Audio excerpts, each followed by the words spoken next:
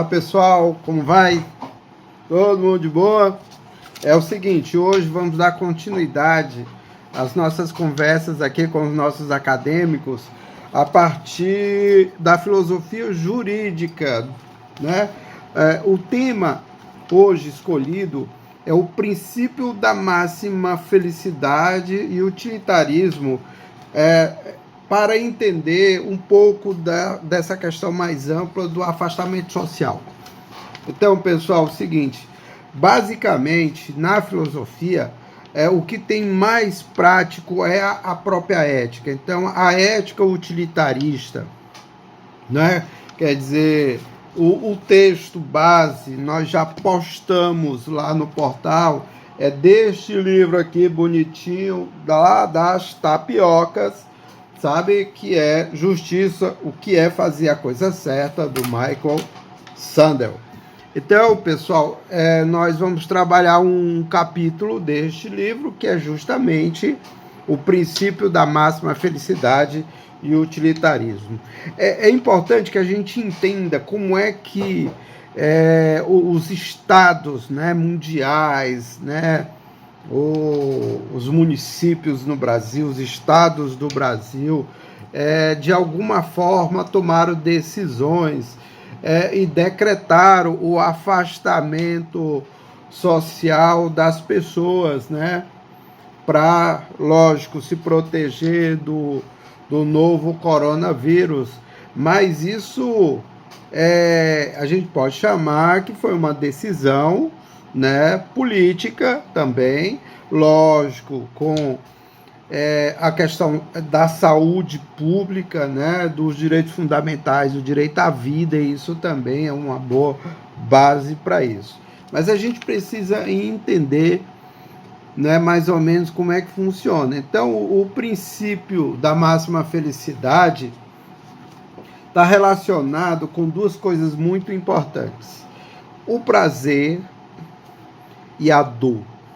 Basicamente, a relação entre esses dois grandes momentos, prazer e dor, para gerar bem-estar para as pessoas. Então, todas as decisões precisam ser para maximizar a felicidade, o prazer, e minimizar a dor, né, da maioria das pessoas. Então, essa que é a grande chave do princípio utilitarista. Então, é o seguinte, o livro, como já foi dito, Justiça, né, o que é fazer a coisa certa, do autor Michael Sandel. Então, pessoal, é o seguinte, a primeira grande coisa que o autor fala, o Sandel, no seu livro, ele conta uma pequena história que de fato aconteceu, sabe? Um navio teve um problema, né? Naufragou, e aí sobrou um bote com mais ou menos 5 pessoas. Tinha uma pessoa muito mais simples, um taifeiro, que é a função mais rasa de um navio, né? Um capitão, e colocar aí 2 ou 3 pessoas de porte médio, só para vocês entenderem. Então, acabou a comida no bote, quando menos espera, não tinha mais nada. O taifeiro, que era uma pessoa que morava sozinha, não tinha família, bebeu a água do mar e ficou muito doente, estava vomitando demais, já estava se defiando.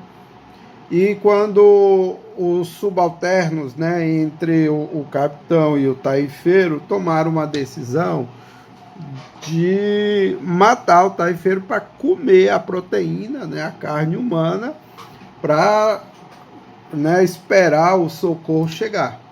O capitão foi contra e automaticamente não fizeram isso momentaneamente. Num momento onde o taifeiro e o capitão estavam dormindo, executaram o taifeiro, mataram o taifeiro, se alimentaram e conseguiram sobreviver até a chegada do socorro. E essa situação, o capitão, né, denunciou as pessoas e houve condenação, sabe? Quer dizer, mas os argumentos de defesa desses assassinos, né? Que será, mas era no momento de necessidade extrema, o taifeiro não tinha família, né? O taifeiro era sozinho, estava prestes a morrer, então nós só antecipamos para poder se alimentar da proteína da carne humana. Então, é necessário que a gente entenda como é que isso funciona, pessoal. Então, isso é para vocês entenderem, né, um pouco do utilitarismo como uma ferramenta para gerenciar essas tomadas de decisão. Tá certo? A primeira situação objetiva que o autor fala é que essa doutrina ética, ela tem um apelo intuitivo, ela não é racional. Né? Observe que, às vezes, cada interpretação tem um pouco, inicialmente, da intuição individual de cada pessoa. Não é uma regra, não é possível, né, uma racionalidade, e sim, ela tem uma predisposição intuitiva. E o que é importante, pessoal, como foi dito, que é maximizar a felicidade em detrimento da dor, né? Quer dizer, diminuir a dor. E aí, pessoal, a filosofia utilitarista como base da vida moral e da vida política. O Jeremy Bertrand, ele é o fundador dessa doutrina. Ele viveu 1748 a 1838, né? Século XIX, mais ou menos aí. Mas o que é relevante, pessoal, que isso do utilitarismo é muito forte até hoje, como eu falei no início, para a gente entender essa ideia de afastamento social, essa tomada de decisão política. É nessa percepção de que maximizar a felicidade é proteger as pessoas do vírus, mesmo que haja a possibilidade de ter um mínimo de pessoas que não vão ser assistidas por tudo isso. O ideal é que todos sejam, mas é importante destacar que a dor, ela não pode ser desvinculada dessa questão da máxima felicidade. Então, pessoal, a felicidade é isso dentro desse conceito. O conceito de comunidade para o autor, Jeremy Bertrand, ele vai dizer que é impossível, pessoal, falar em comunidade. Ele vai dizer que é um conceito fictício. Fictício é que não existe o comum para todos. Ele diz que é inviável o bem-estar, por exemplo, para a comunidade. Então, ele vai dizer que bem-estar é relevante para determinadas situações. Então, pessoal, tem o autor também fala que não existe os dilemas morais, sabe? Os dilemas morais, eles acontecem quando você tem que refletir sobre tomada de decisão. Nessa vida corrida, né, que há pouco tempo nós, freneticamente vivia na rua fazendo isso, não tinha tempo de parar para pensar determinadas coisas. Então, o que acontece?